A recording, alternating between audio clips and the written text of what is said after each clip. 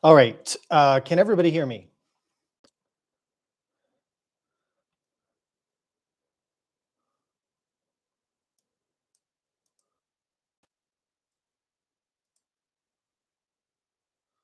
The audio. If someone could give me an audio check.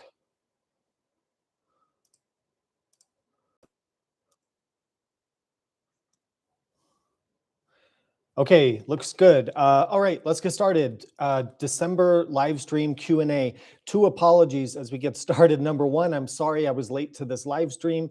The technical malfunction was me, and I was in the garage working on some projects. Wasn't looking at my phone or my watch or anything, and it went past 6 p.m. So I really apologize for that. Totally my fault. And apology number 2, we were supposed to have one of these in November, and I screwed up and didn't do it. So it's December and we're doing Q&A. So you can ask me whatever you want. I'm going to get through the questions in the chat, and then I'll take questions as they come in. So let me scroll up to the top of the chat and start to answer the questions. Can you put your hands on the Portuguese AJP PR7 for test? And this person says, I would love it. I would love to test that bike. If it comes to the United States, then absolutely I will. I heard that there was maybe an import company trying to work on that, but I don't know the status of that right now. But yes, that looks like an awesome adventure bike. Arby sauce to horsey sauce ratio. 50-50, I would say on that. All right. And if my audio gets bad, then somebody please let me know in the chat. But I think we should be good. We're using a good microphone, and this setup has worked well before. Thanks for all the holiday wishes. I appreciate that. All right. Getting to the questions. This person says, I bought both the 660 Rally, the Touareg, and the 2025 Tenere 700 this year. And after some rides, I sold the T7 and kept the Touareg Rally. Yeah, I agree with you. That's what I would do for sure. The Touareg Rally will run circles around the Tenere 700 in every aspect, in every situation. It's so much better. I love the Tenere 700 for sure, for the reliability and the Yamaha dealer network and a lot of things, and the motor's really smooth on a T7 at low speeds. But God, the Touareg Rally is such an incredible bike. I don't see how you could ride a T7 after riding that. Yep, someone else says they missed their Touareg. Yep, I totally agree. Planning to buy an Africa Twin. Okay, getting through. Is it worth waiting for the Rally version of the Touareg or getting one of those? I'll cover that in the review video, which is coming in the next couple or few weeks on the Touareg Rally. The Rally version is really only going to be for people who ride really fast off-road, who go off jumps, who hit rocks at high speed, because it's got that stronger wheel set that doesn't bend. But it's tube tires, not tubeless, and that's a big downside for a lot of people. And then it has a stiffer suspension. So some people will appreciate that, again, if you're going off jumps, riding faster. If you're more normal, I don't think you'll like that suspension as much because it feels kind of harsh. So the other thing, it's got the high fender, which I like for mud and rocks.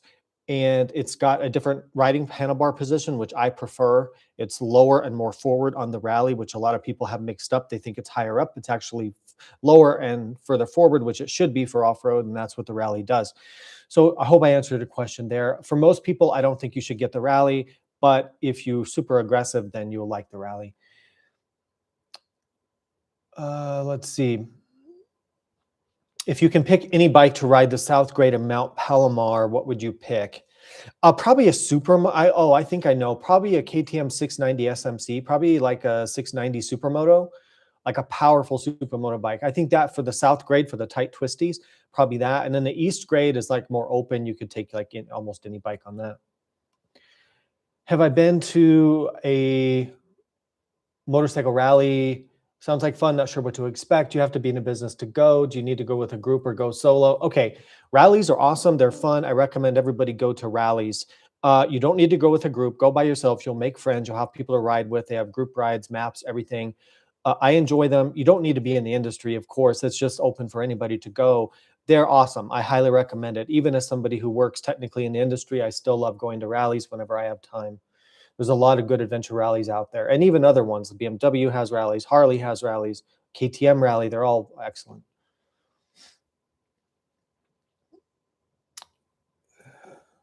What's your main camera gear that's not action camera?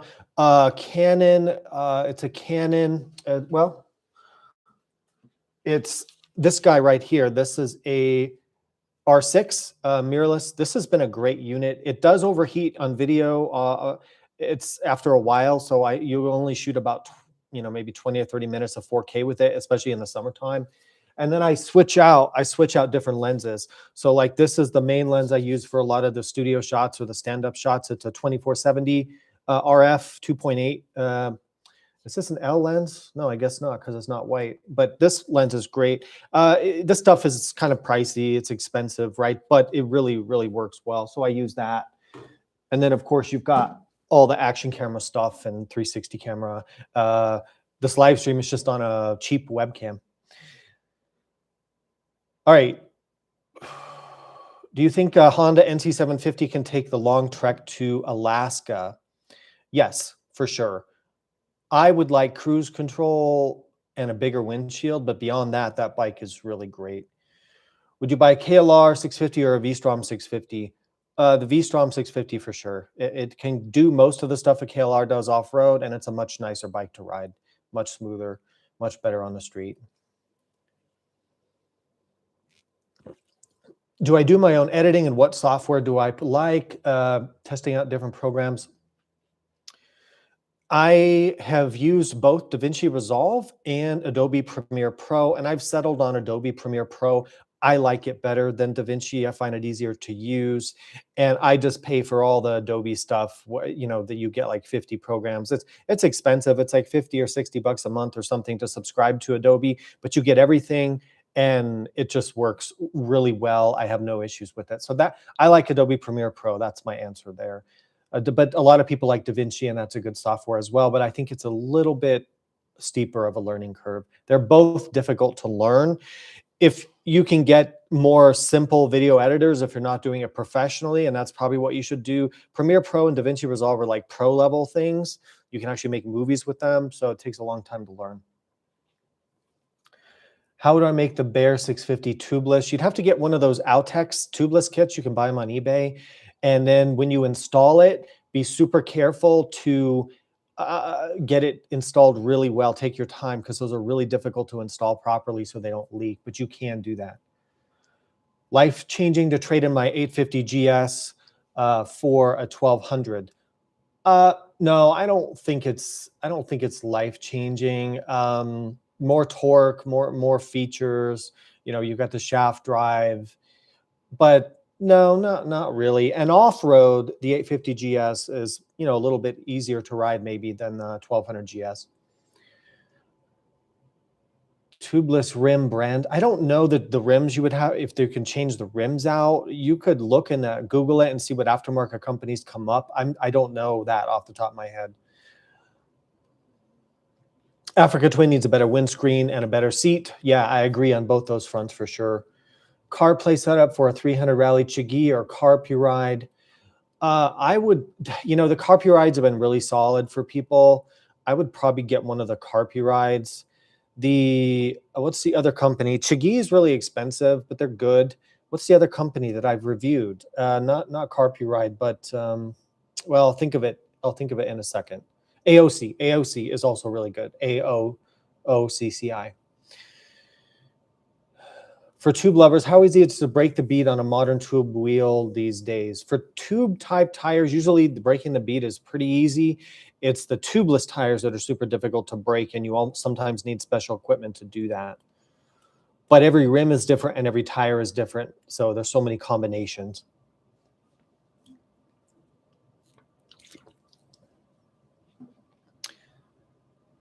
Have I ridden the KLX DF? No, the DF, I just did the Sherpa, right? And the DF is like a Sherpa with taller suspension. I would get that because The Sherpa, as you saw in my video, if you watched it, I was hitting the frame and the skid plate on rocks and like doing damage to it. Like it was too low. So I would get that DF unless you really are short and you need that lower height of the Sherpa. Why do manufacturers make motorcycles with rock hard seats or uncomfortable seats? It's a great question. Nobody knows. It's a huge frustration. You buy a motorcycle, the windshields usually are too short. They don't cover your head. The seat's usually uncomfortable.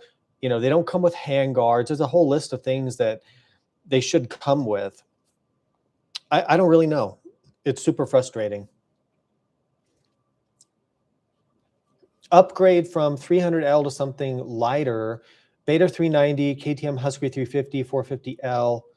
Some of my riding is highway. Okay, the betas, I'm doing the beta videos coming up. The betas are smoother than the KTMs and the motor for highway riding. They have less vibration. I like the betas a lot, actually. I don't like the beta suspension in high speed, but I like it in low speed. The KTM suspension is a lot better. If you're talking about WP Exact, is a lot better than the Sachs on the beta. If you get the beta special edition with the KYB, it's amazing, really good. Anyway, Honda 450L, very good. You got to do some mods to it to make it run right. But when you do, then it works really, really well. I'd probably look at that Honda, since you're coming from the 300L, I'd probably get the 450RL. It's a great bike, a lot more power, lighter, do a few mods to it, the common mods, and I think you will be happy. It also runs pretty smooth down the highway, smoother than the Beta or the KTM dual sport bikes. Do you feel like the DR650 is a viable option? I do. For a lot of people who want the simplicity and the air-cooled engine and just a go-anywhere bike that's affordable and has a large aftermarket, I do feel it's totally viable, and a lot of people are really, really happy with it. For me, I'm jaded because I ride all these fancy, fast, new bikes, and I get jaded on stuff like that.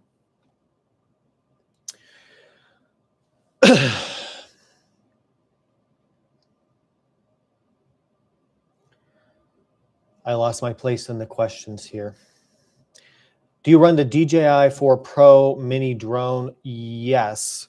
Is mine the 4 Pro or the 3 Pro? It's a mini Pro something. I think it's 3 or 4. I don't remember. Does it follow well? No, it doesn't. Actually, it loses track of me, and it's really frustrating. So I'm thinking of getting that Hover Air drone. They actually offered to sponsor the channel with the drone, and probably, I don't know, a sponsorship. I should follow up with that or try some other stuff. I just haven't had time. But yeah, I wasn't too happy with the following aspect on the DJI drone.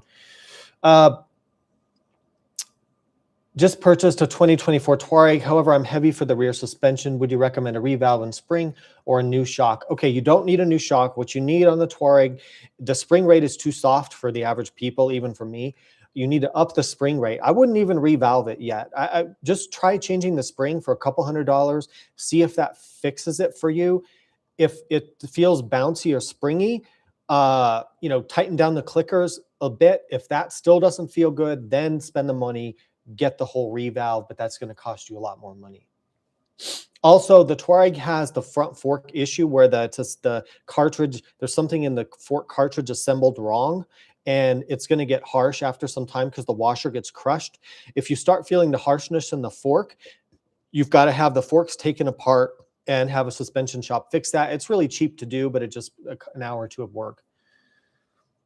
Family adventure video in a Ural or similar. When will we see that? You'll see a family video adventure in some side-by-sides. I'm going to do a few side-by-side videos with the family, different reviews of stuff. I'm doing the Honda Pioneer, the Honda Talon, the Kawasaki Ridge, the Kawasaki Teryx and KRX, and hopefully the supercharged one.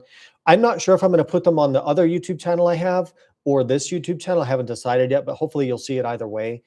But yes, you will start to see that. And a sidecar will be coming in the next few years. I just don't know when, but yes, for sure. I own a Tiger Sport 660 and debate on trading it in towards a Royal Enfield Himalayan 450. Do you think that'd be a horrible mistake? Well, maybe, because the Tiger 660 Sport is like a really nice, smooth road bike. And you're talking about going to a small adventure bike, single cylinder engine, kind of rough, kind of slow. I think you need to try to have both if you can. If you're mostly going to switch to off-road riding, then yeah, the Himalayan. But if you're going to be mostly riding on the highway, you're not going to be happy with that Himalayan compared to the Tiger if that's what you're used to. So get both if you can afford it, or it just depends what riding you're doing. How do you get more bottom end power from the 390 Adventure? Yeah, you pretty much have to change the whole exhaust out and then get an ECU, a tuner, replace the ECU or get the piggyback tuner. I showed some of that in my videos with the bike. I didn't find it to be a huge improvement. It does help though. Also make sure you fix that kickstand thing if that's an issue, because that can cut the power. I just still don't find that 390 engine to have enough grunt for me. And that's why it wouldn't be a long-term bike for me. But you can make it better by throwing $500, maybe $800 with the exhaust and stuff at it. You can make it a lot better. Do you think you get an R12 GS? Oh, I have the R12 GS right now. I'm testing it right now. I've got one. I did a YouTube short video and an Instagram video reel about that. So you can see that on YouTube or Instagram or Facebook to check that bike out.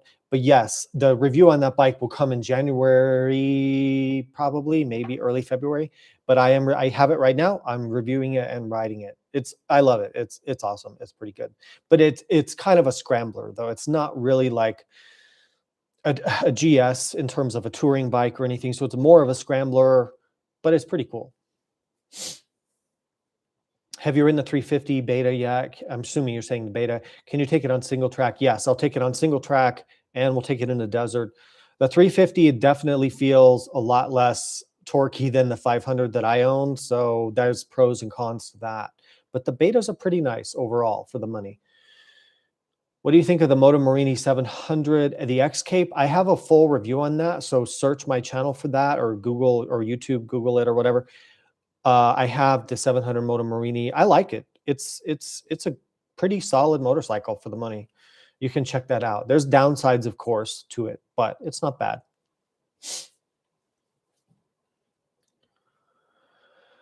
All right. I've been riding for a few years. I've been wanting to try adventure motorcycles. Do you think a T7 Transalp is better, or should I wait for the KLE 500? Okay, new riders, adventure bikes. I would say Honda NX 500, CF Moto Ibex 450. Those are both really good. KTM 390 Adventure, Himalayan 450. Look at those if you can. If you want bigger, then yeah, Transalp, V-Strom, Tenere, you can go up to that, but I would start smaller. The KLE 500 is going to compete with the 390 Adventure, the Himalayan, the Ibex, and those. So we don't know how that is yet, but that I wouldn't wait for it because there's other alternatives to it, but that's a good one as well.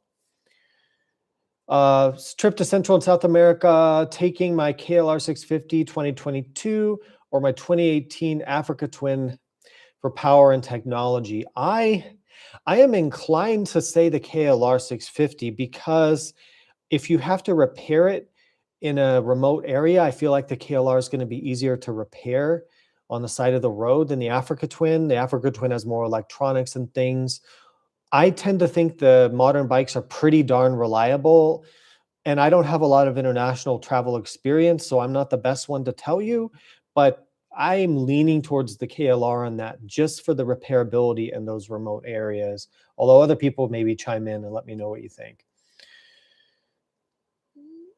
How was the Law Tiger adventure ride with the other influencers? It looked hardcore. They should have listened to me about the route. Yeah, it was an adventure. I mean, a couple of the guys convinced us to go the hard way. I was okay with riding it on the bike. I was riding the Touareg Rally. I was actually fine. I could have ridden the whole thing. I never even fell down once. But the reason I got so tired was I was riding other people's bikes and picking up other people's bikes all day for over 12 hours. And so that's why I got physically exhausted, dehydrated, malnourished. We didn't have the right kind of food or anything out there. So, and it got dark. So it was a bit crazy and not what I typically like to do, because I like to set a good example and all that. We had some newer riders with us. Yeah, it was a little bit crazy, but you can, well, they have their video out now, and then my video will have a different take on that, and it'll be coming out in the next couple of weeks probably. All right. Sorry, I lost my place again.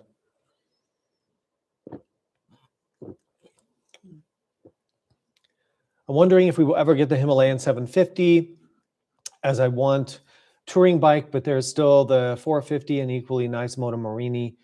I think eventually you might see a larger Himalayan. I'm not totally sure. I wouldn't wait around for it because there's other good bikes. I mean, there's a ton of options, V-Stroms, Teneres, everything out there. The Moto Morinis are pretty good for the money. There's so many choices. I don't know what country you're in. That you've got a lot of great options. Just Google like middleweight adventure bikes and kind of look through the list and see which ones appeal to you and start watching some videos. Thank you. Somebody made a donation. Thank you for that. I appreciate that. Let me scroll down. Jared Anderson, thank you for the donation. By the way, if you do that, I'll prioritize your question, make sure you get answered. There's a super chat feature. Thank you so much for the community. All you do for the community. Been a follower for a long time, and know I one of many who are grateful. Thank you for that. Thank you for those kind words, and thank you for the donation to the channel. I appreciate that. It'll go straight to my Arby sandwich budget. The extra sauce for sure. All right. Buy a new 2026 690 Enduro R or keep 2024 690 Enduro R with all the extras. If you have upgraded your 2024 690 and you're happy with it, there's no real reason to change. You get traction control with it's better, and you get a better dash, and you get a pretty significantly smoother engine. But if you have vibration issues, then the new engine is smoother. So that's true. But I wouldn't change otherwise if you're not having any vibration issues. There's not enough difference to justify the huge amount you're going to have to shell out to get the new bike. Love your reviews. Which small and mid-size adventure bikes have the best wind protective fairings? Oh gosh. Small, mid-size adventure bikes with good wind protection.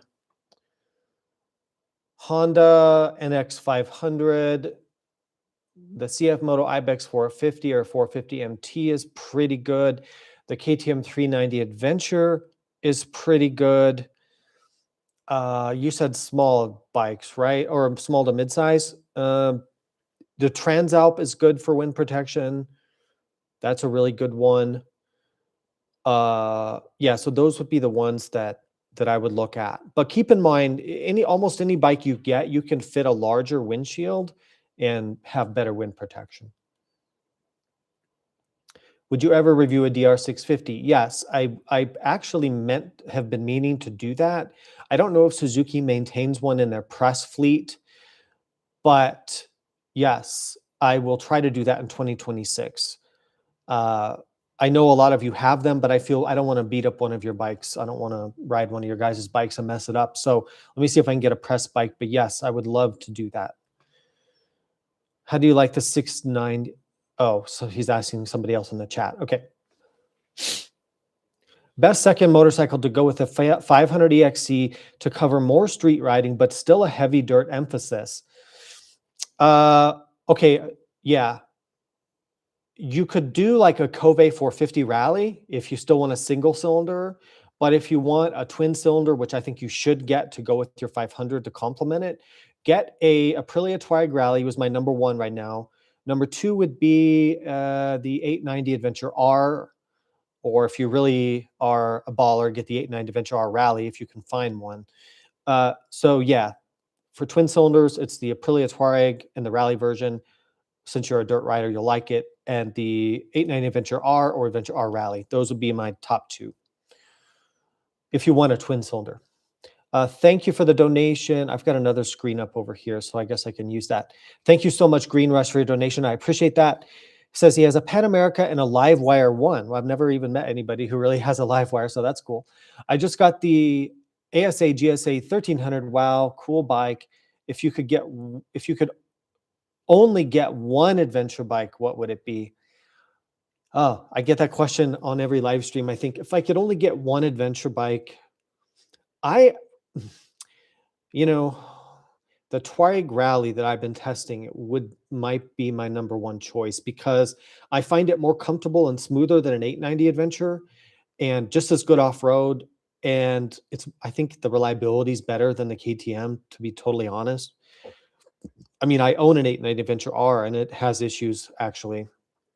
So Touareg Rally, but I like to do off-road a lot. If I was doing a little bit more on the road side of things for one adventure bike, it's the R1300 GS, I think, and I have that bike as well because I'm spoiled. So it depends if you're more off-road or more on the street. More street, I would go GS, Multistrada, those. The Multistrada is an amazing bike too. Oh my God, so good. And then more off-road, I would look at Touareg Rally, 890 Adventure R. Those would be my top two there. Some more donations. Thank you for your donation. 970 Aussie. I really, truly appreciate that. Request to visit India and ride through Ladakh and experience small adventure bikes here. I would love to do that. It's on my bucket list. So riding in India is a bucket list for me. The Himalayas are a bucket list. Riding in Africa, I think would be cool. South America. With a small kid at home and a wife who works and parents that I'm dealing with and all of that, all the things that come when you're in your 40s. Yeah, it's tough to get away. That's the honest truth of it. Can you rank the BDRs you've ridden from easiest to hardest and grade each from 1 to 5 stars? The BDRs I've ridden. So the easiest that I've done would be Northern California. Yeah, I think that's the easiest I've done. Really pretty much easy the whole way, except for maybe 5 or 10% of it, which is like moderate. To me, Colorado has the most dramatic and beautiful scenery and most epic riding. So Colorado is my favorite that I've done. And a lot of people I talk to, they say it's their favorite as well. And Northern California would be the easiest.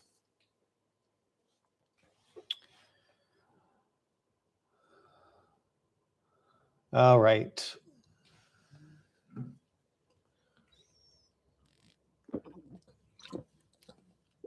Oh, the hardest BDR is Arizona, I think is one of the hardest ones I've done, but I haven't done all of them. Southern California is hard because of the sand. I've done that. Sand in SoCal and the rocks is hard. Arizona's pretty hard.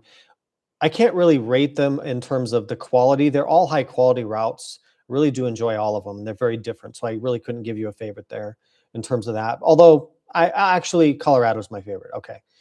I have a GS 1200 and a CRF 300. I've taken both off-road. I reserve the CRF for more challenging technical routes.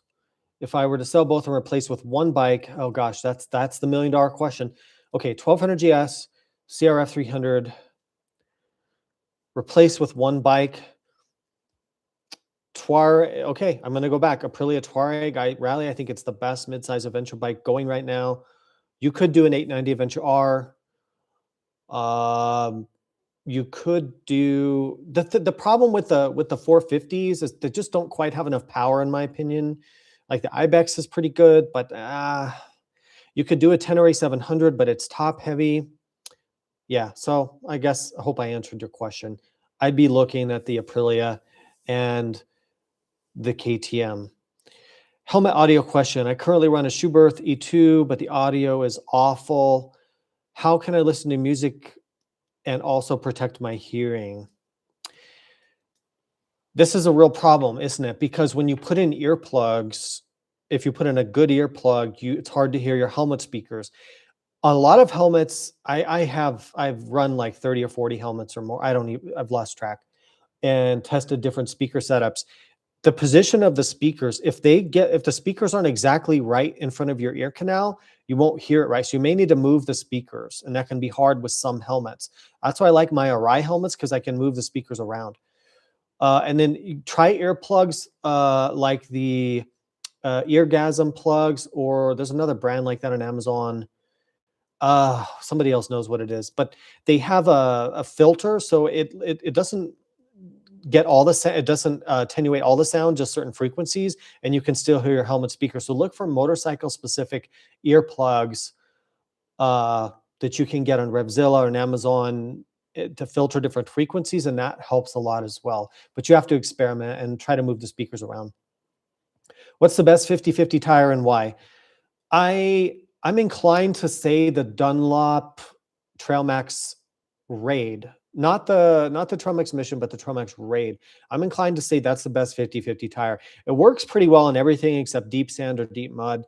Tire life is not great, but it performs really, really well. I think for a 50/50, that's really good. Other ones I like are the Motos Tractionator GPS and the Mitas, oh, what is it called now? Enduro Trail Plus, or it used to be the EO7 Plus. Now I think it's called Enduro Trail Plus. And those are pretty good 50/50s as well. Looking to purchase a Beta 390 RS, told you can go tubeless. I think that you said rubles, but I think you mean tubeless, right? Do you know of any company that makes aftermarket wheel? And is this a good idea? You can put, yeah, you can get the tubeless setup. It's called TUBLISS. It's an aftermarket system that you put in that has a bladder and allows you to run tubeless. You can do that. I've tried that. I didn't really like it. I just went back to ultra heavy tubes. That works for me. You can go with mooses if you're not riding on the highway, and that's great. If you're not riding highway, just get mooses. Aftermarket wheels would be, you'd have to, I don't know what's available for the betas, but Warp 9 Racing makes some really good wheels. And then see what, but the stock beta rims should be adequate. I wouldn't change the rims if it was me. Do you have a good Christmas, and do you think you'll stay in California? Yes, I had a good Christmas. Thank you. I like California actually a lot overall. I don't have the complaints that a lot of people do about it. Yeah, because I live within an hour, within an hour and a half, I can be at the beach. In an hour, I can be in a desert, and I live in the mountains. So I've got it all with the weather and the different climates. It's beautiful. I mean, all my family's here. My wife's family's here. So no, can't imagine leaving California, at least not in the next 20 years or so. All right. Super Tenere, why don't I mention it? I think because it's so outdated that it really, that bike came out in like 2010, 15 years ago. It's so outdated compared to a Multistrada or a Tiger or a GS that it just can't really be competitive. And that's why I tend to forget about it. It's a great option though, if you want something reliable and solid and that does the job. It's just not competitive with performance with the modern bikes. It's heavy and it's kind of slow. Oh, Kale Rusin, I enjoyed your super video. A lot to be said for enjoying your surroundings. However, I did ride with you and Enzo, and you're fast. Well, thank you for that. It's nice to go fast sometimes when you have the right bike.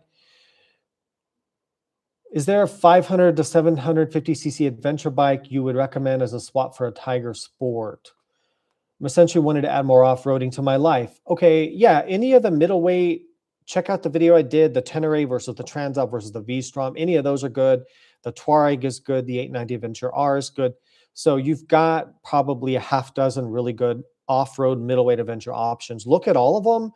Check videos, check reviews, sit on them and see which one you think is good. But I have a ton of videos on all those bikes. So you've got a lot of good options there. All right, trying to find my place here. Do you recommend an Insta360 X5 for a beginner moto vlogger? Yeah, the X5 is really good. I think I have, yeah, here you go, right here. This is an X5. I've got the X4 Air and the X5. I would actually, you know what, just get the X4 Air. I don't have it sitting right here, but the X4 Air is lighter. I have a video on both of them.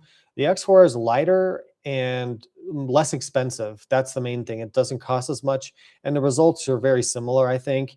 So I like the X4 Air. Save some money and just get that.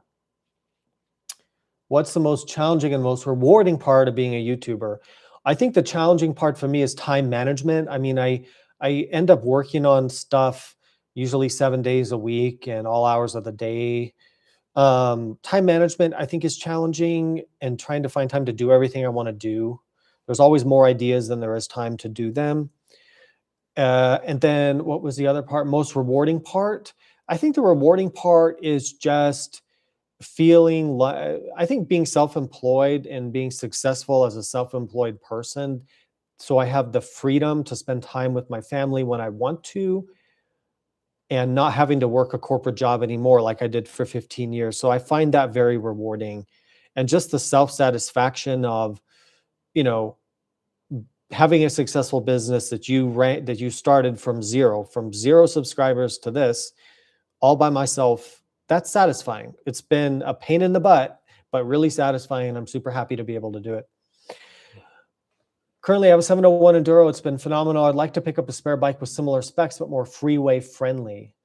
More freeway friendly than a 701 Enduro, but similar specs.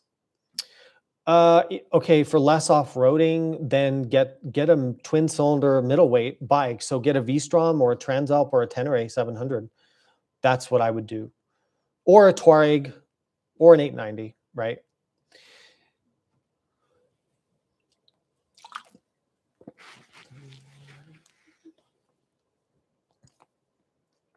I'm thinking of going from a Tracer 2024 GT Plus to a new KTM 890 Adventure R or a Tiger Rally Pro 900, or maybe a Touareg, but don't want to miss power. If you're coming from the Tracer, which is like 115 horsepower triple, you don't want to miss the power. Well, the Tiger is going to feel probably the best to you because it's also a triple. The Tiger 900, I always forget that. I've actually had that bike and owned it. Amazing motorcycle overall. A couple things I didn't like about it, but pretty good overall. The Tiger's a great choice. Can't really go wrong with it. The most powerful would be like your Desert X. Ducati Desert X has the most power, I think, of that class at 110 horsepower. Tiger and KTM are 105. And then you step down. If you go down to a Touareg that's 80 horsepower, you might start to miss the power at that point. So I'd probably get something above that 100 horsepower mark. So one of the 900 class bikes. The M1000 XR, I like the white one, but doesn't come with a carbon package. I think the white looks better. Which opinion on the two of them on that bike? I personally much prefer the white. I agree with you. I like the white 1000 XR or S1000 XR. You don't need the carbon. I just don't think you really need it. I don't know. If you want to go all out, if you're getting the M version, then maybe you do want the carbon package for the wheels, because if you want to go all out, why not get carbon wheels? But I'm not sure you really need it, and you save money by not getting it. How old do you got to be to switch from the GS to the RT? Well, they're both old people bikes, right? I mean, to be honest, I love the RT and the GS both. They're two of my favorite motorcycles in the world. I would love to have both if I could. My 1300 RT review is coming out very soon, actually. That was an incredible bike. You don't have to be old. You know what? To hell with that. If you want to be 25 and ride an RT, more power to you. You'll blow by most people on sport bikes, even on canyon roads, and you'll be in total comfort and luxury while doing it. The RT is incredible. Don't let anybody tell you otherwise or tell you that you're too old. Any desire to fill a longer ride series? Yes. I don't know that the ROI or return on investment for my time is really there for those trips for YouTube purposes, but I enjoy doing them. And it's good to take those long rides so I can keep skin in the game of doing this stuff, right? So yeah, maybe Alaska, maybe the Continental Divide ride, maybe the TAP, maybe linking up a few different BDRs together. I don't know. I've got a lot of ideas, but yes, in the next few years, I would like to do that. Stop by to say hi, new to adventure riding, old motocrosser, bought the 450 RL. Yeah, I think if you're an ex-motocross guy, you're probably going to like that Honda, that 450 RL a lot. Thanks for being here. Jared, oh, sorry, I already got this one. Coming from the Pan America, I still have that bike. Oh, sorry, I got lost again. Hold on. Oh boy, I really got lost in the comments. Give me 1 second. Thank you, Jason. Thank you, Green Rush. Thank you, Adventure Obsession. Thank you guys for these donations. Let me get your questions first. Oh, 50/50 tire. We covered that. Thank you for your donation. Green Rush again. Ducati V4 Rally. Oh my gosh, you're going to love that thing. That thing's incredible. Jason Cochran, thank you for your $10 donation. If you have a question, let me know. Okay, let me try to find my place again. And is my audio still good? Somebody just let me know that my audio is still good. I don't know where I am in the chat, so I don't want this to drop out. And my video hopefully is still good too, right?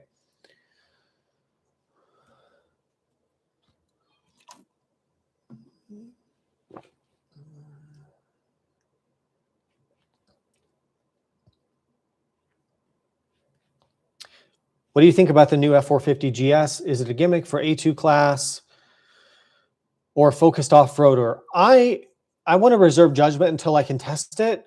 I think it looks like they did a pretty, I mean, they took it seriously. It's not like the G310 GS, which was just like, okay, we got to have a small adventure bike, so they just took the 310 motor and it wasn't very good. I think this looks like a more serious effort, but I still think at the end of the day, it's an A2 bike, and that means that it's just limited by that. It's not going to be real high performance. And also with that 19-inch front wheel, I just don't know. I think it's going to be great for a lot of people, maybe just not the hardcore people. I think the bike that a lot of hardcore guys want is like a 500 adventure bike, maybe a 500 or 600 with a 21-inch front wheel, good suspension, all the stuff. But it's probably a somewhat small market for that globally, and that's why the manufacturers don't do it. They got to do stuff that's profitable in a mass market sense. So that's why you see the models that you see, even if they're not the best for the true enthusiast people. Just like, why don't manual transmission cars, why don't they make more of those? Well, because only 0.1% of people buy them, even though those are the enthusiasts. It's too small of a percentage.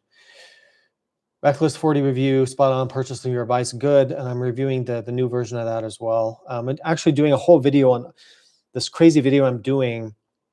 I'm buying or getting donated, I guess, well, both. All of the rackless soft luggage on the market. There's like 20 different setups that I am testing. I have a whole spreadsheet of it. It'll come out probably in March, February, March, that video. But yeah, I wanted to test every soft luggage setup out there, including like the cheap Amazon ones and all of them, and give you guys like a buyer's guide to that.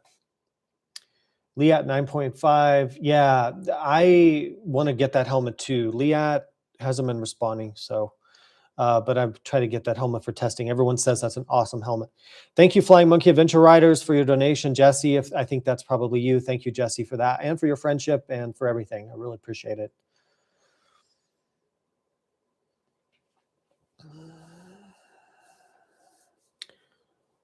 I visited the Moto Meridian importer in Irvine, and he spoke very highly of you and Dork in the Road. Oh, thank you for that. Yeah, those are nice guys, nice people doing that. And they're a startup company, right? Trying to start from the ground up and build that brand in the US. That's hard work. I really admire what they're doing, and the product is pretty good. Hello from Chile. How much should you spend to update your own bike before try another one? That's a really good question and a really hard question. How much should you upgrade your bike before you just get a different one? Here's my rule on that. If the things that you're not satisfied with are like really big things, like the suspension just really sucks, or the motor's just not powerful enough, or the bike is too small for me, or something major, then you should probably get a different bike. If it's just small stuff like, oh, I need to get stiffer springs in the suspension and a more comfortable seat and heated grips and a bigger windshield, well, then just keep the bike you have, because those stuff is not that expensive. But when you start spending like over $2,000, I'm talking US dollars, you have to convert it. But when you start spending like over $2,000 on upgrades, I start to wonder if you shouldn't just have bought a different motorcycle at that point. That's my general rule for that. The new Triumph line for 2026. Yeah, a lot of stuff is just like sort of mild updates or colors or model names or mild to moderate changes, nothing too drastic there. I'd like to see them do more of a true small adventure bike, like a real one, not just like a scrambler one, like 400 or 500 or 600 or something like that. Like, I like the Tiger 900 Rally Pro, but it's a bit big and heavy. If they could do a smaller, lighter version of that, I think that would be interesting. So nothing I'm really too excited about, but they do a great job in general. Desert X handling against the competition. The Desert X handles probably the best of all of that class, I think. That's the key. That's the magic to that Ducati. It handles incredible. But yeah, the air filter under the tank really sucks, and that puts me off from that bike. That's probably why I haven't had one yet. I don't want to deal with the maintenance on it.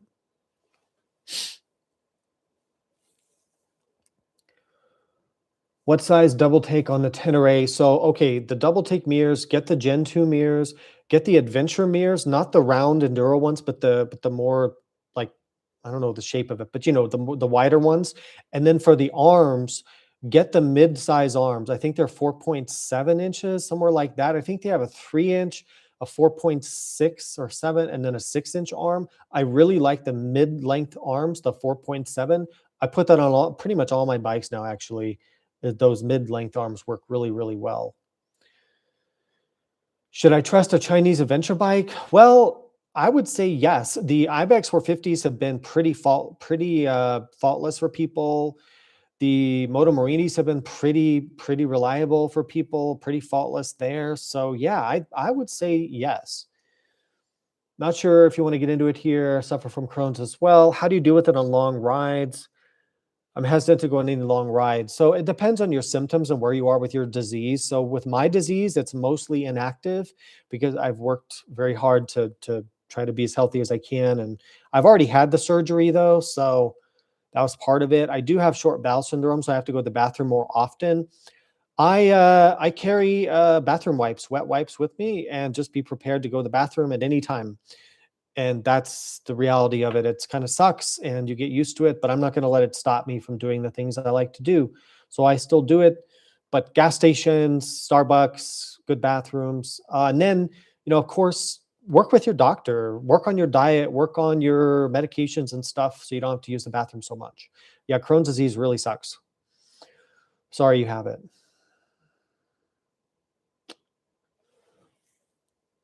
How does the new DRZ4S and CRR 450 RL compare to each other?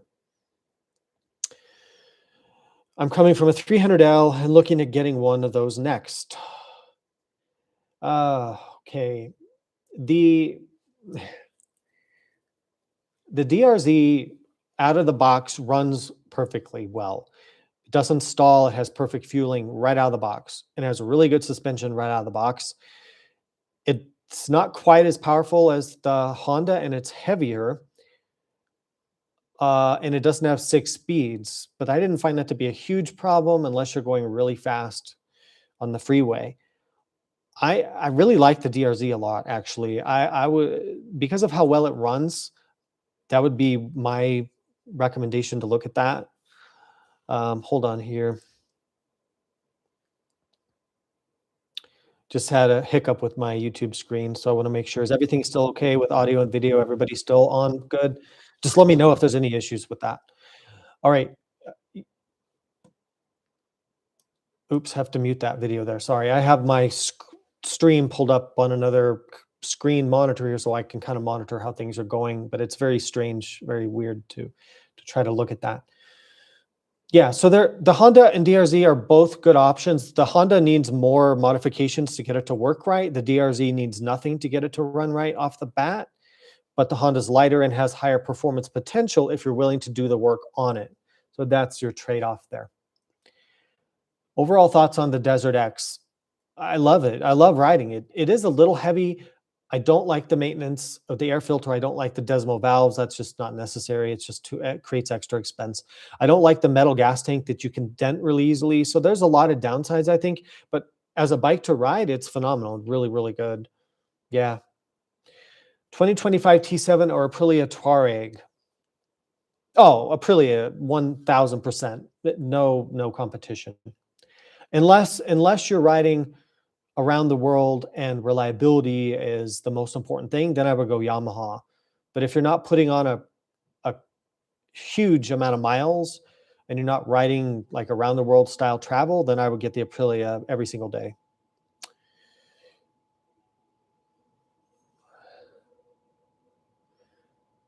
Uh, 2025 CRF 300L, can you test that? I know you did the rally. Can you review the non-rally?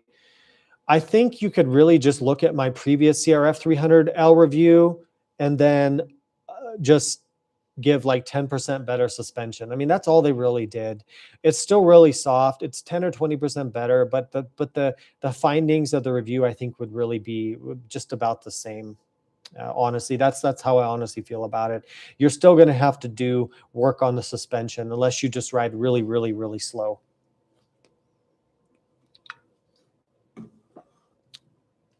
Desert X or Touareg regular version? For me, Touareg all the way.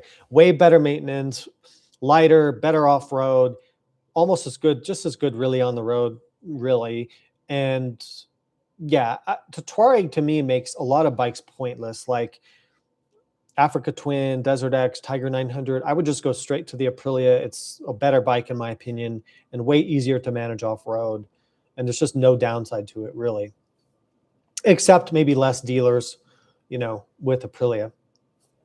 Are the KTM cam issues solved? I don't think they're solved yet, really. No, I don't think so. I don't know what else to say. I wish that they were, but it seems like they're not.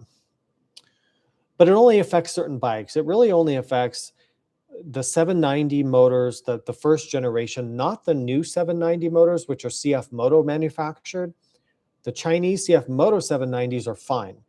It's the Austrian 790s that were bad. Some of them were. And the Austrian-made 890s, of which one I own personally, that have some cam issues. It is a small percentage of bikes, but it's a significant percentage. So it is something you got to worry about. Currently have a 2022 Touareg. Is it worth upgrading to a Rally? Okay, I covered this earlier on in the live stream. The Rally is only going to be the right choice for somebody who rides really fast off-road and aggressive. Because it has a different wheel set, it uses tubes, and it's got stiffer suspension, which is not as comfortable on the highway. But off-road, when you ride fast, it responds much better to that. So for me, I like the Rally, but I think most people would prefer the standard model. So I guess my long answer is probably not, unless you're riding fast enough to damage the wheels on your current bike, where then if you're riding like that, then the Rally model is going to be better for you.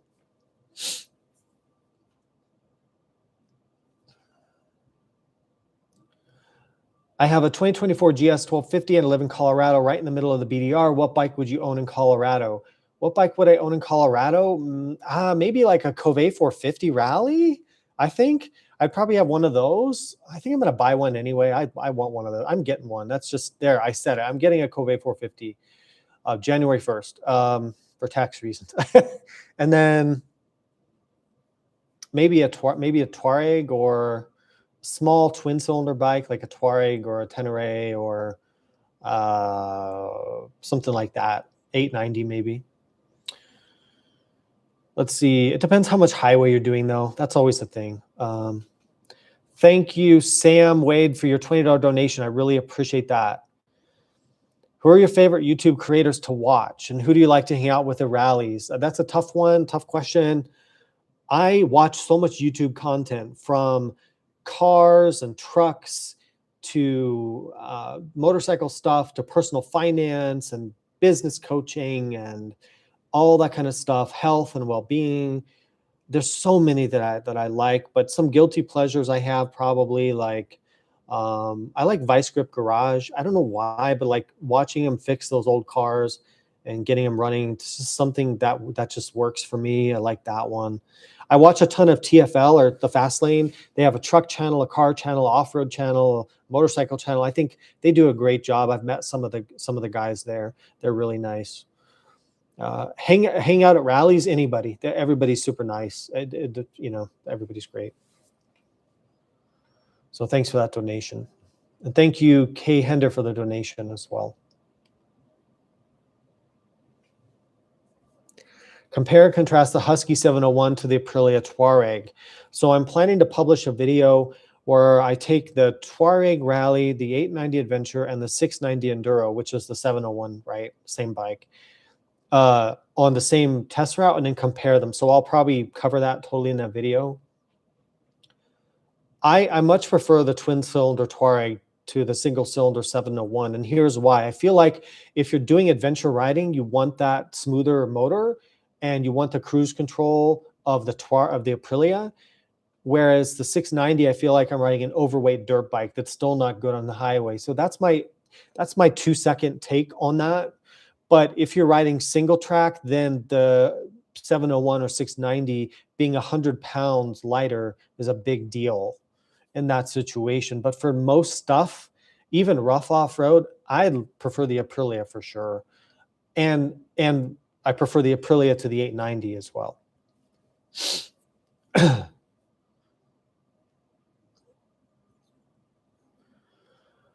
Any plans for video on round the world bikes? Maybe I'll do. I want to do more buyer's guides of like, okay, here's the middleweight off-road bikes for 2026. Here's the best, most reliable adventure bikes for 2026 or whatever. Break it up into meaningful buyer's guides that I can put out. I like doing those reviews, but my time gets so sucked up doing the in-depth reviews of the new bikes that those things fall behind. Happy holidays. Got a 2025 890 Adventure R at a steel. That's good. That's great. Content helped me a lot. Pull the trigger. Just want to say thanks. The 890R is amazing. I'm glad you like it. I have a 2023 890R, and it's I just put the heated grips on it. That's actually why I was late to the live stream today. I was putting heated grips on my 890, so I recommend that. They work really well. Easy to install. Bunch of other mods to that, but yeah, the 890 is an awesome platform. When will we get to? Damn it, Jesse, there's no more snowplow videos, all right? We're not doing it. But there will be some side-by-side videos. I talked about that earlier. Thanks for the content. Thank you, Jesse. Thank you, Flying Monkey Adventure Riders.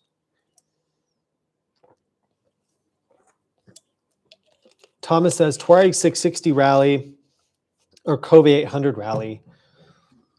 I haven't tested the Rally version of the 800 Cove, and it's really light and it looks really impressive.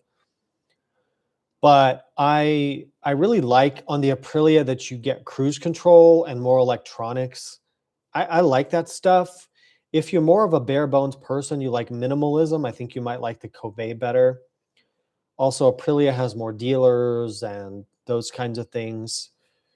But the Cove seems like a great choice for aggressive off-roading if you don't need a lot of fancy features. But I haven't tested it yet. I'll try to get one. That's a goal in 2026. Get more content on the Cove, not just the 450 Rally, which I'm just going to buy one because I really want one of those. And then the 800, I'll try to get a test bike. Saw the video on Pan America, not persuaded. Yeah, I know. It's just a review. I'm not trying to persuade anybody. What's your opinion on the CF Moto 450, 900, and 1000? The CF Motos are great. I have no hesitation on recommending the CF Moto bikes. They've gotten really, really good. And the other manufacturers should be afraid, should be scared. You helped me pick my first bike, 2023 CB500X. I love it. I want to do more off-road, but the bike is limited. Live an hour from the mountains. The CB500 was too small for the highway. Yeah, go up one class up is going to be your Tenere 700, your V-Strom 800, your Touareg 660, your 890 Adventure, your V-Strom 800. Go one class up, find the best bike for you in that class, and then get that. That's your upgrade from that CB500. So I think you'll be very happy.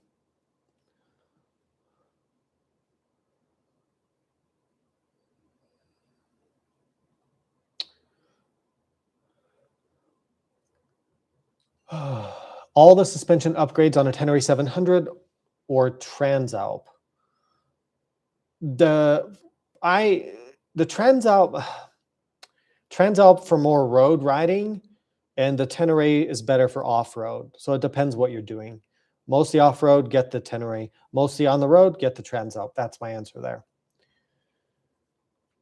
Tenere 700 could have got a good deal, but it felt like too much bike for my skill level. Just bought a DSA4S today for 8,300. Focus on skills before graduating to a T7.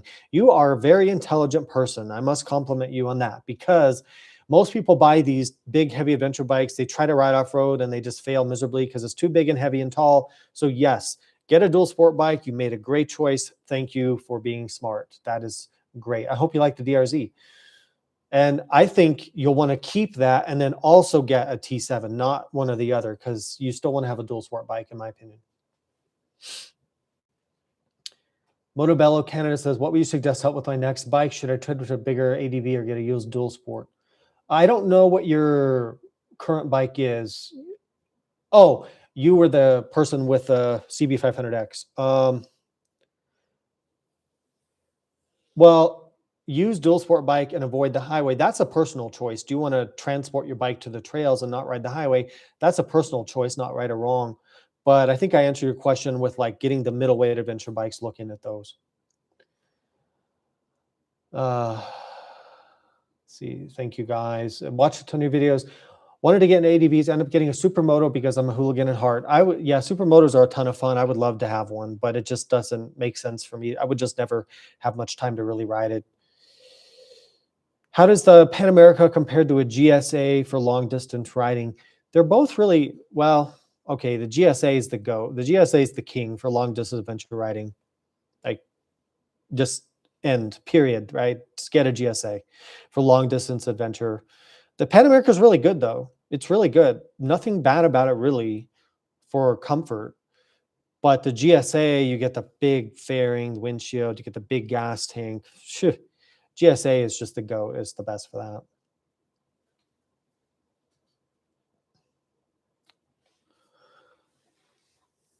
CRF 300L Supermoto. My thoughts, it would not have enough power to be fun, but that's just my opinion.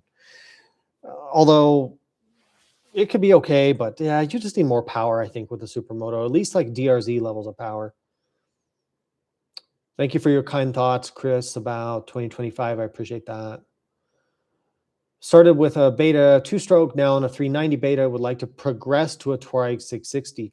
No, I don't think that's progress. I think that's two different kinds of motorcycles. So your beta is a high performance enduro bike. The Touareg is an adventure bike for traveling and longer rides. So I think you need to have both. You're just going to have to convince your significant other that you need both bikes, because those would make an amazing combination. A Touareg for adventure riding and a 390 for dual sport and enduro. Man, the beta 390, not a KTM 390. This guy has a beta 390. That's an amazing combo. That's probably exactly the bikes I would get. And I would get that. I really want that special edition 390, but it's probably not worth it for me to spend all that money to get that. Have you seen the new Rage? I don't know how to say that brand name. We don't get them in the US. Aventura 307 Rally.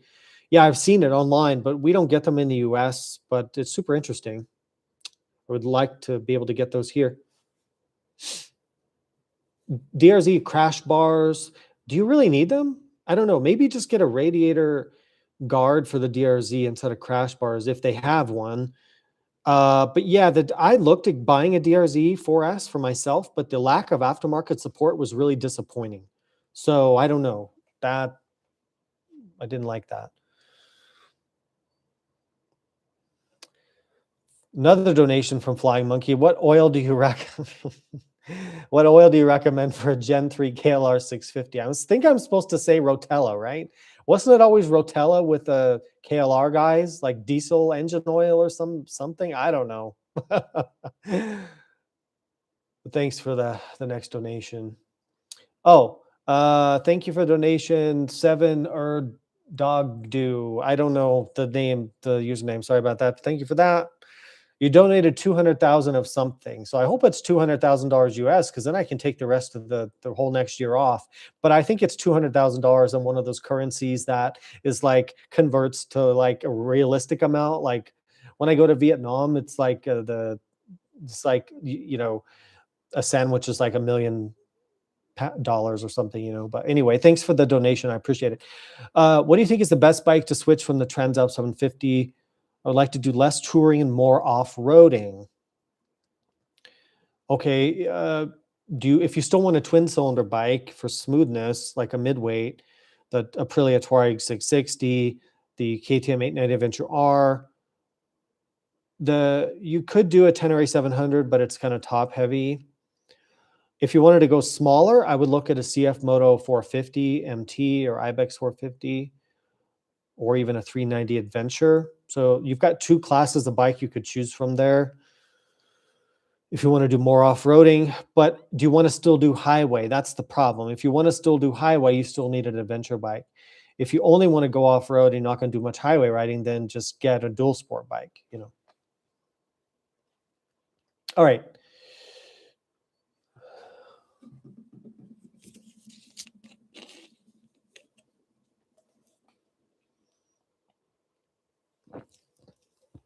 New DRZ4S or 2026 690? Well, the 690 is like way more money, right? It's like $5 grand more expensive. That's kind of a budget question, but I mean, if cost aside, yeah, get the KTM. I mean, it's, 80 horsepower. It's twice the power. A DRZ is 40 horsepower, KTM's 80, so it's not really a fair comparison. But price also factors in. The DRZ is going to be a little better off-road though, actually, than the KTM. It's got better gearing, just a little bit better for low speed off-road riding, I think. The KTM's probably better on the highway and you get all the power. So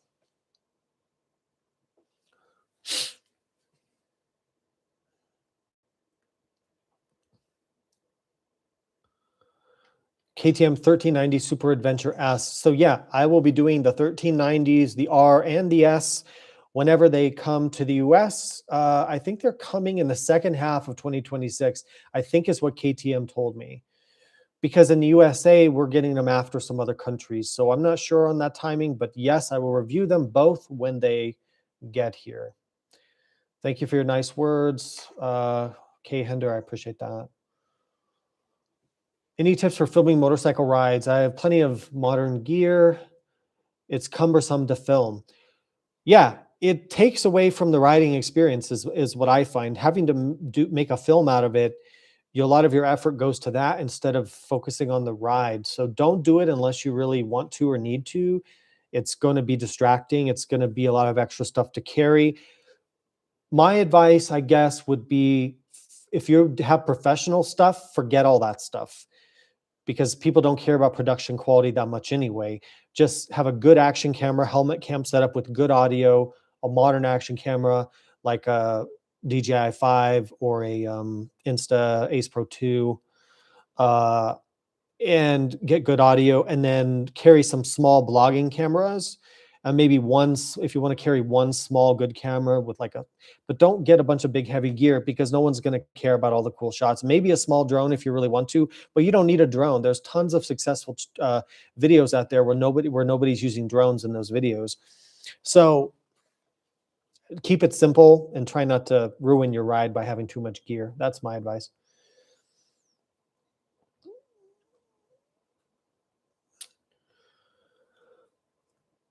All right.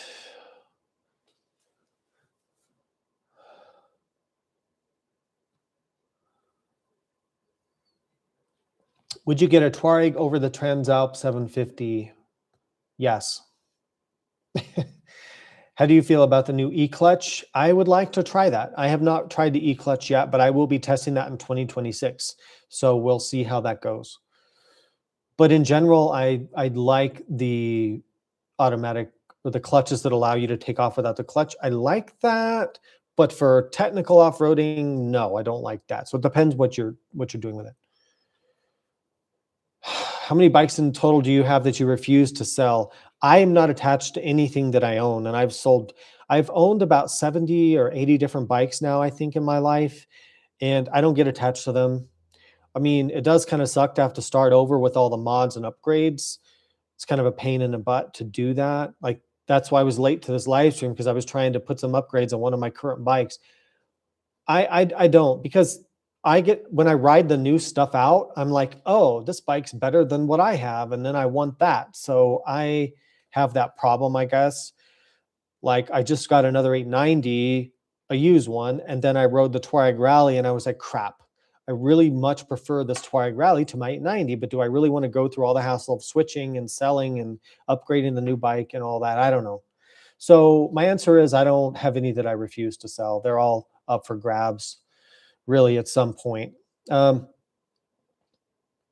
have a 2022 T7 with Tractive. Would you upgrade to an 890R or Touareg 660? I would go for the Aprilia. I just think it's a better bang for the buck. It's a smoother motor. The suspension's great.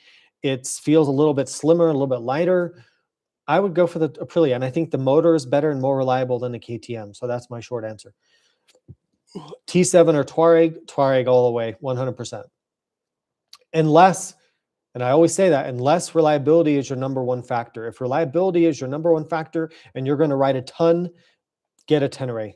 Don't get the Aprilia for that purpose, although it's not unreliable. But if you're going to ride a ton and travel, then I like the reliability of Yamaha in that regard, for that kind of riding.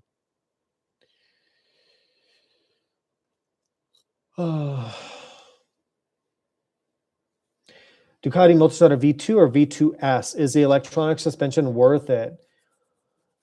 I mean, I only tested the electronic suspension version and I loved it, so I couldn't tell you. I have a feeling that it's a close call on that. I almost bought a V2 for myself because I love that motorcycle, the new V2 Multistrada. I love that bike. And I was looking at the regular one to save money. I think the electronic is probably worth it, honestly, though, because you'll get the money back later in resale, and then you have the benefit of better suspension while you're riding it.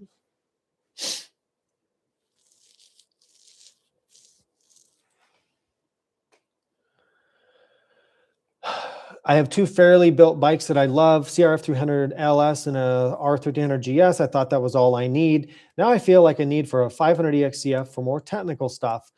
Talk me out of it. No, I'm not going to talk you out of it. You should get the third bike. Get something in between those two that you're going to enjoy. Yeah, no, you're right. You need, 4 or 5 bikes really to cover everything.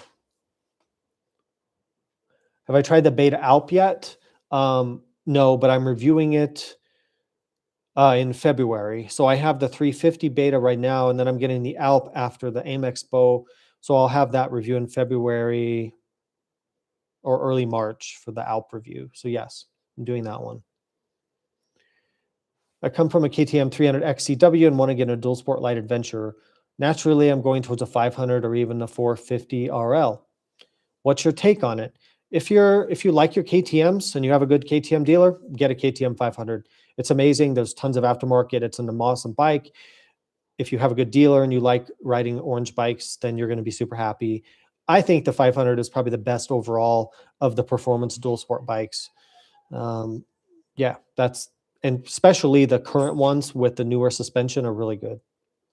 The 450 Honda, it can be good, but it needs a lot more work to get it to run well.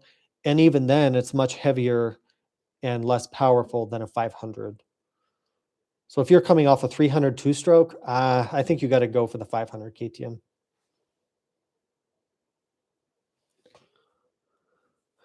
I'm the fool that went with the big, beautiful Africa Twin, parked it, and now I'm on a CRF 300L because I saw your video on Ari Henning's 300L. Yeah, it's always, if you're learning off-road, go start with the small dual sports and then work your way up if you want to ride adventure bikes.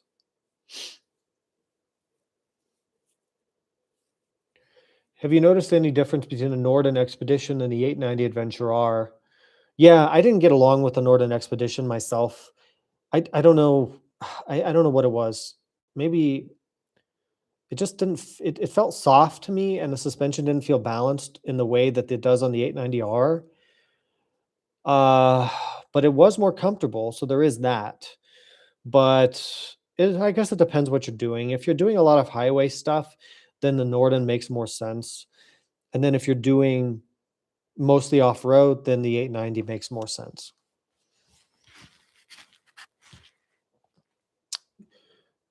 Just checking on my microphone there.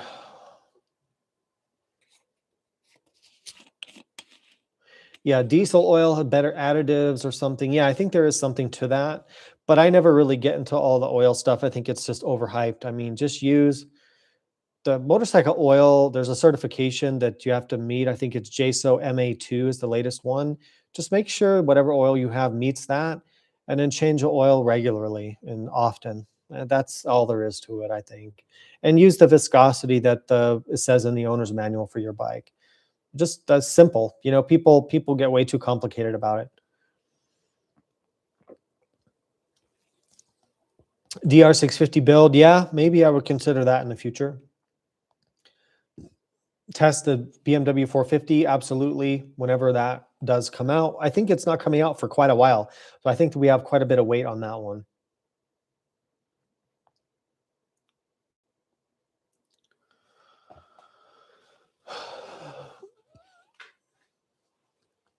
I feel like the hype for the Himalayan disappeared with the Ibex and the 390 Adventure.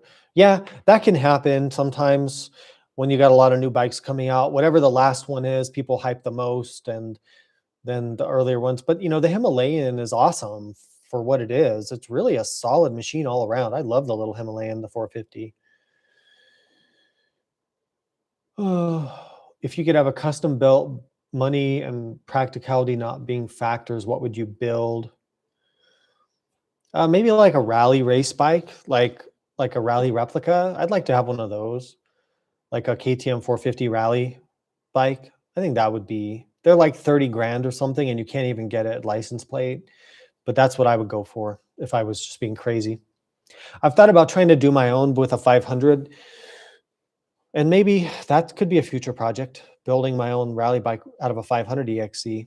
I think that would be an interesting project. Expensive though to do it. Really expensive. Which is easier to pick up, 1290 Adventure R or T7? I think the 1290 Adventure R, surprising as that sounds, I think so.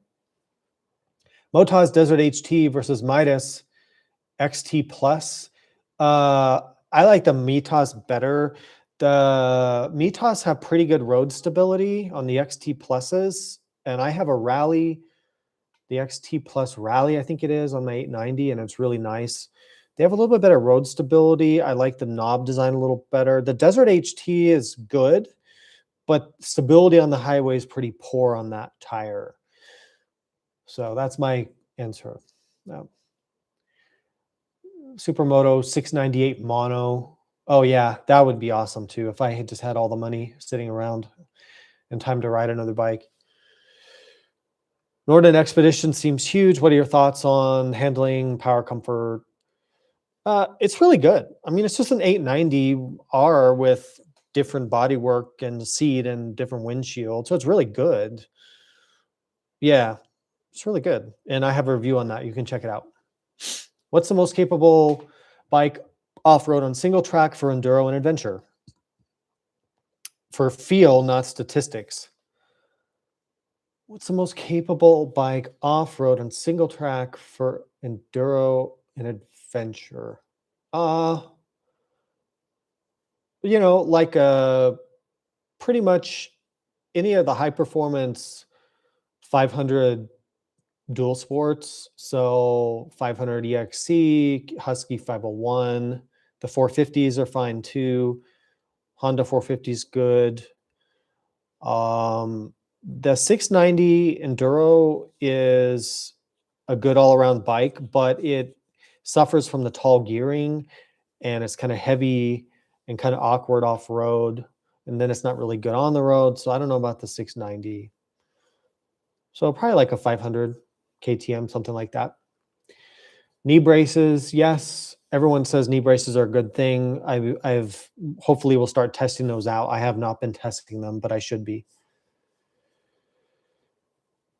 450 RL and the 550 Performance ECU remap for $200. It acts just like the motocross. That's awesome. Did you have to change the exhaust? That's what I'm wondering. That's my question for you, because if you could get the 450 Honda to run really well just with that remap and not changing the exhaust to keep it quiet, that'd be a pretty cool bike to have.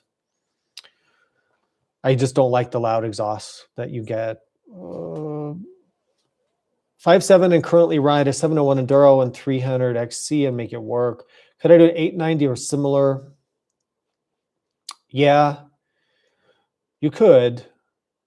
But if you're used to the lighter weight of the 701, the 890 is going to feel pretty heavy. It depends on what you're going to do with the bike, right? Used Transalp with 7,000 miles or new iBikes 450, both around $8,000. Well, on the used Transalp, you're getting a more power, better highway machine, but not as good off-road. Pretty good off-road, but not as good as the iBikes. So it depends what you want to do. If you're touring a lot at high speeds, where the iBex falls short, the 450 motor doesn't like to go fast, like above 80 miles an hour or 130 kilometers an hour, whatever that conversion is. So that's where that Transalp will come in. So it depends what you're going to do with it. But 7,000 miles on a Honda is nothing, so I wouldn't worry about that.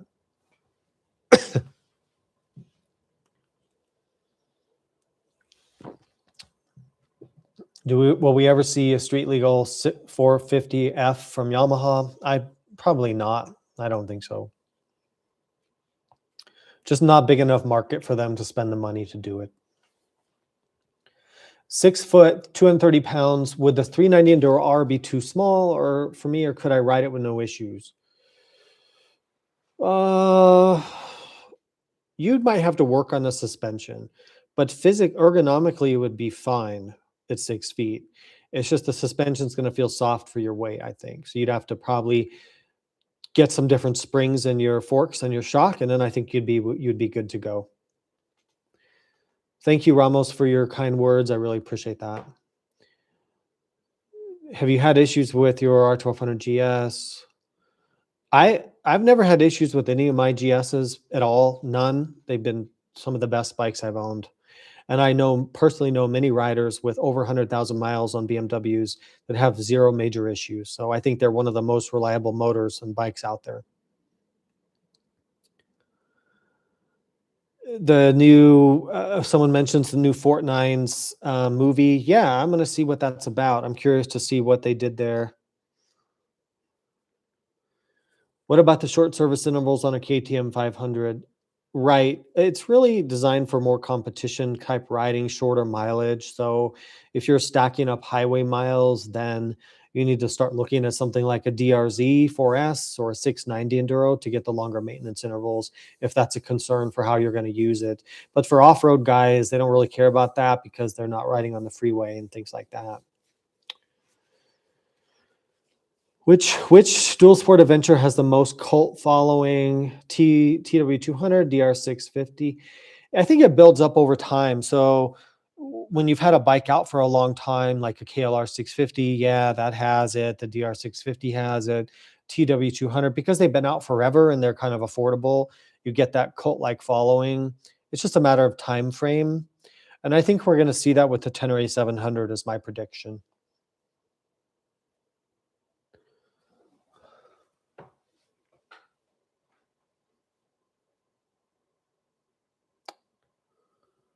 Sorry, I'm trying to find my place again in the comments. Sometimes it jumps down and then I have to scroll back up. Riding in a different country. Yep, I would love to do that. It's just a matter of time and money. But yes, that's in the plans. Going back and forth between 1250 GS and 1300 GS. Is the 1300 GS really the better bike? Yes, the 1300 GS is better because it's higher performance and has better features and technology. The 1250 is still really good though. And there's a couple things on the 1250 I like better. I like the looks of the 1250 better. I like the sound of the engine better on the 1250. And I like how they've been super reliable. But the performance of the 1300s is just hard to beat and all the features that they have. So yeah, the new ones are better. Yep.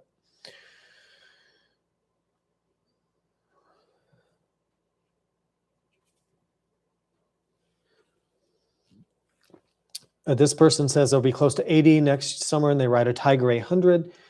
So your suggestion for a little lighter bike at some point? Ride both off-road and on 2-lane roads. Yeah, you kind of almost have to go down to like something like a Honda NX 500 or like a 500 class sort of bike. Maybe a Transalp 750 would feel pretty light.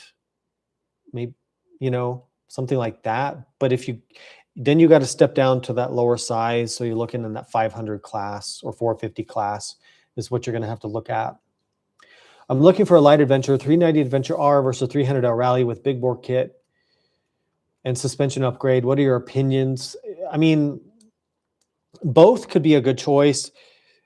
I actually think that 300L Rally with a big bore kit would be my choice. Honda reliability, I think I would go that way versus the KTM. But they're both good choices. Yes, I've seen Chris Birch's latest KTM 500 build. It does look amazing, and I'm thinking of something like that in the future. That would be pretty sweet. Just let me know if my audio and video is still good. I would appreciate that if somebody could let me know. Looks like it is. I just checked it. You probably heard an echo there for a second. I guess I can check my own audio. Yep, there we go. So you probably got a horrible echo. 5.8 ride off-road often, Husky T300. Wondering if I made the right choice with the 24 Tiger 900 Rally Pro. I like the power, but it feels like a handful off-road. Would a T7 be better? Yeah, all of the middleweight, 700 to 900 adventure bikes feel like a handful off-road. Really, the Tenere actually is not going to really feel lighter or easier to ride than your Tiger.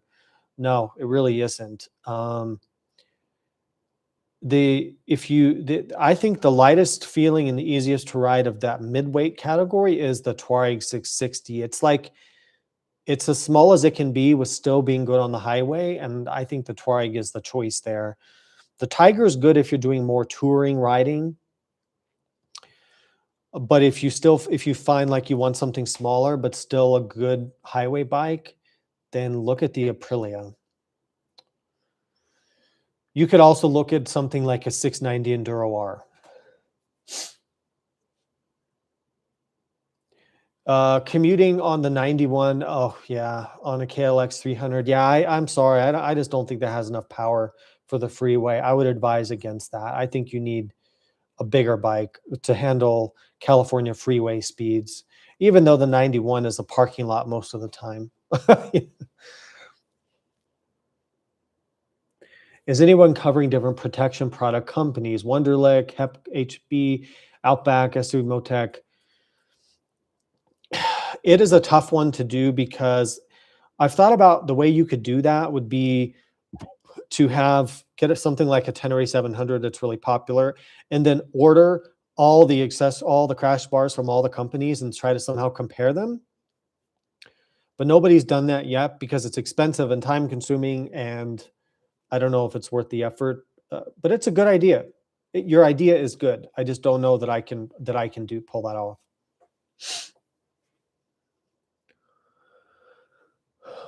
Transop 750, would I do the tubeless conversion again? No, I would not. I'd much rather take my chance with the tubes and just put in heavier duty tubes if you're worried about it.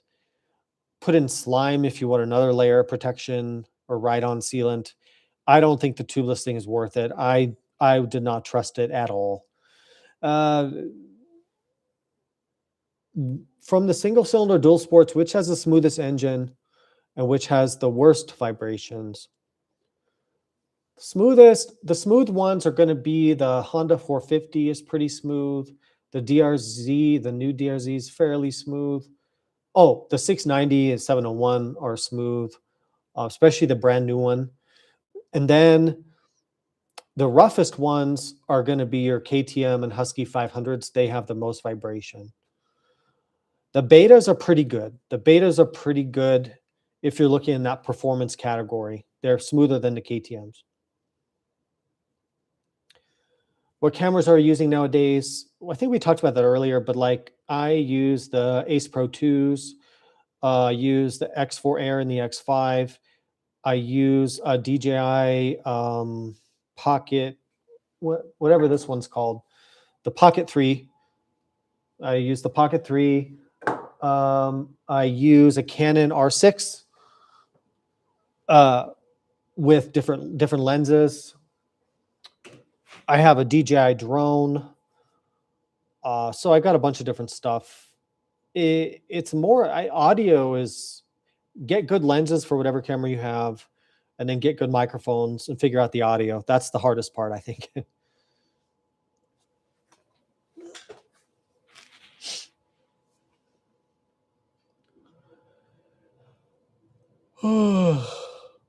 Would a BMW 450 be better? Oh, I don't know what you're comparing it to. Really tall and still get a lot of buffeting on my new R300 GS, even with the stock screen all the way up. A Pure's touring windscreen did not help. Should I try a clip-on visor? You must be really tall. But yeah, Wonderlic also has some nice windshields for your bike. Try a clip-on visor. Yes, that's would be my next choice. Ibex 450 or DRZ? Well, the DRZ is a dual sport. The Ibex is adventure. So yeah, just do you want lightweight or heavyweight? That's kind of the choice there. Oh shoot, I scrolled again. Oh, I got it. Wear the Sidisi cooling vest under your Alpenstars Tech Air off-road airbag. That's it. I haven't tried that combo, but I have both of those things. I will try that combination.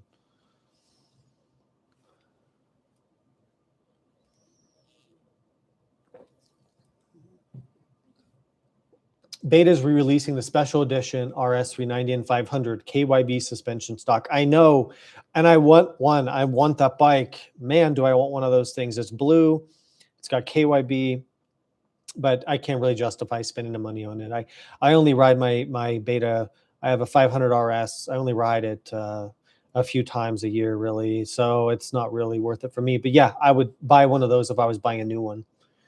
How is the Aprilia Touareg for short riders? It's better than most of the competition, because if you look at the ground clearance and suspension travel on that, and the seat height being as low as it is, it's really pretty good. But ultimately, you're going to have to test it out to see if it works for you, because I don't know what short means to you. Did you V-Strom 800D kickstand issues while trying to rotate the bike on it? I usually try not to do that unless I really have to, because you could break or bend the kickstand or the kickstand bracket. I don't remember the V-Strom, how strong. The V-Strom was pretty well built. It seemed like that was a pretty solid, how things were mounted on there. But I would try to avoid that unless you really need to do it, because you could damage something. Don't rotate your bike on the kickstands. The 800s are known to break. Okay, so somebody chimed in, they're known to break. So, okay, don't do that. Who's your favorite big bike rider? I got to say Chris Birch, because his teaching method is really great. I pay for all of his tutorial videos, and they've improved my riding 100%. Like, I know he has in-person training, and I'm going to that. That reminds me, I need to sign up for that in Utah in May. I need to make a note, because I have been wanting to go to his advanced class. He does it in Utah in the early or late spring. I need to sign up for that. But I love Chris Birch. His instruction's so good, and he's really good at explaining the techniques for adventure riding and how they compare to dirt bike riding. I really like it. He's awesome. Will you be at AIM Expo? Yes. What's the best way to contact you about a Cove 800 press bike? If you work with Cove and you want to contact me, just email me, info@bigrockmedia.net. You know, my contact information is everywhere, but that's my email address. Or send me a message on Instagram or Facebook or whatever's easy for you. But yes, I will be at AIM Expo, and I'll try to connect with you there, or the Cove folks there. I've talked to Cove about getting, I think I talked to Brian, who's the guy who's the importer, forget his name, Gary, right? I talked to him, but I just didn't want to drive to Salt Lake at the time to get the bike. But I will work on that. But let's connect. XR650L, I don't know. I haven't really tested it.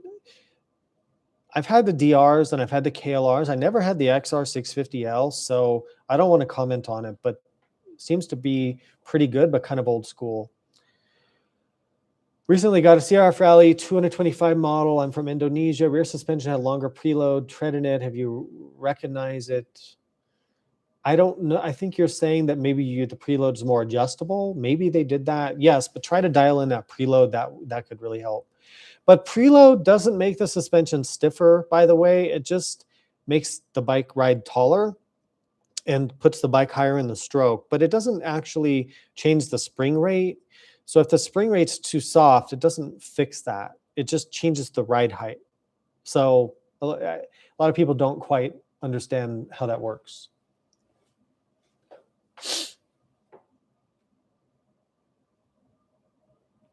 What's your favorite trail, Southern California, for big bikes? There's a lot. You know, you can ride Rouse Ridge from Hemet to Anza, and then ride from Anza to Warner Springs on Cooper Cienega, and Indian Flats Road. You can do Palomar High Point. There's a lot of good stuff in San Diego County. There's a lot of good stuff in Big Bear. And in the winter, we have the desert, Anza Borrego Desert. So a lot of good stuff. Picked up a Touareg, love it. Might get a DRZ as well. Yeah, a Touareg and a DRZ, excellent combination. You cannot go wrong with that. I think you should do that. Adam Ryman's Moto Nomad movies. Oh, you have to like buy them or something? Yeah, I don't know. I watch this stuff on YouTube and I think it's awesome. Really, really good. Oh, starting to get tired. Did you put the Black Dog? Oh, yeah. On the 390 Adventure for your skid plate, change out, foot peg brackets, if you run into a bolt being too tight, stop and heat it up with a heat gun, because there may be red Loctite in there. So use a heat gun, heat that up, don't strip out those bolts. My bike didn't have the red Loctite, but some bikes do. I've heard of that. So stop what you're doing, don't break anything, heat it up with heat and loosen up that red Loctite. Yes. Sorry, my daughter walked in. You want to say hi, sweetie? You want to say hi, sweetie? Here, come here. You can say hi. Yeah, we're on live. We're on live, okay? We're answering people's questions. All right. Looks like you took a shower. That's good, sweetie. Yeah. Yeah, that's good. That's good. Riding the trails in your area recommended after the rain we just got. You got to wait a couple days for things to dry out. It dries out. The DG kind of dries fast. You'll have some puddles. You can go around, but I give it a day or two after the rain. But after that, you're pretty much good to go. Helite Turtle 2 airbag that's 11 years old. Should I replace it with another tethered vest? If you've been happy with the tethered airbag, just stick with that if that's what works for you. Closest bike to a unicorn, lightest weight with the best highway performance for light enduro adventure. The closest unicorns to me are like the Touareg 660 Rally, 690 enduro, maybe even a Cove 450 Rally. I think those are the ones for me. So, do you ride with an airbag vest on most rides? It's hit and miss with me because of the layering of temperatures. But I try to ride with them as much as I can. I have a few different ones. It's a really good idea. You should use an airbag, but I don't always because of convenience or being too hot sometimes. Let's see. How much on-road comfort am I giving up trading in my F850 GSA for a Touareg Rally, which I prefer to the standard? The Rally's totally comfortable as a long-distance bike. The only thing on the Rally that you might find, I don't really like the seat so much on the Rally. It's kind of like a dirt bike seat where it's like more narrow. So you may have to change the seat. Get the Aprilia. If you do get that bike, get the Aprilia comfort seat. And I've heard that's pretty good. I don't like the Rally seat. Some wind protection. Wind protection is not going to be as good. But other than that, the Touareg's still a pretty comfortable bike. Want to buy my first bike? I'm stuck between Transalp 750 and Ibex 450. Should I wait for 450 GS or Kawasaki? I wouldn't wait because the best time to do stuff is always now. I would get the Ibex if that's what you're looking at. You really can't go wrong with it. And enjoy that. You can always get a different bike later, but I think the Ibex is a great, solid choice and may still end up even being better than those new bikes, to be honest with you. So I think I've reached the end of the questions. I am pretty tired, so I'm going to give you guys like 2 more minutes if you have any last minute stuff. Yeah, Sierra's trying to figure out what's all on all these different screens here. But yeah, I'm gonna stop taking questions. I'm getting pretty tired out. So last question: rackless luggage for the DRZ S. The Tusk stuff is really good, like the Excursion, and they make the Highland Excursion and the Traverse. They're all really good. If you want to go really fancy, get the Moscow Moto Reckless 10 or Reckless 40. There's so many good ones, though. That's why I'm doing that video with all of them, because there's like 20 different ones you can get now. I think 15 or 20.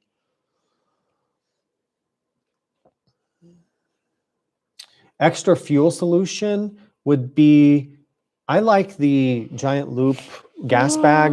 What do they call it? The canteen something. They don't call it a gas bag because they can't legally, but it's a soft bag and you can collapse it. I like that one. I used to have the Rotopax things, but they're just too bulky and big, I think.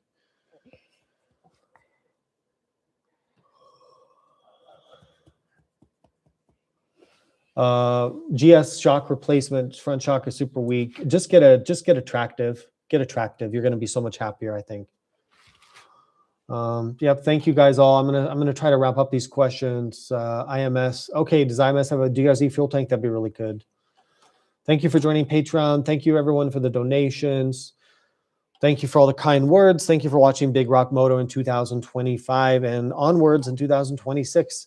You guys are the best audience I could ever ask for. I really, really appreciate all of you guys and gals all over the world. You are simply the best. Thank you for your support and for what you do. And if you have a question you just really need answered, just send me an email, info@bigrockmedia.net. Do I like the Beta 500 versus the KTM 500? It's smoother motor on the Beta, but the suspension is not as good as the KTM. So that's my answer to that. All right, you guys, let's call it a night. Thank you so much for watching this stream. And sorry I was late. I apologize for that. You guys have a great weekend.